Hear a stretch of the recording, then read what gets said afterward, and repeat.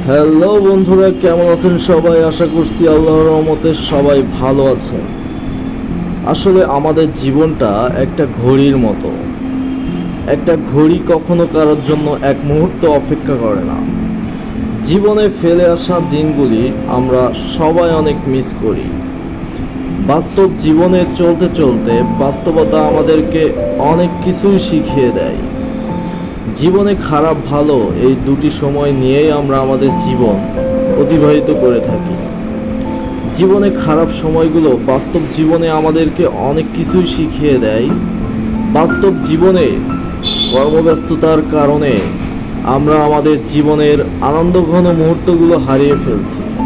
আজ এ পর্যন্তই। দেখা হবে নতুন কোনো ভিডিওতে। ভিডিওটি ভালো লাগলে আমার ইউটিউব চ্যানেলটি সাবস্ক্রাইব করবেন।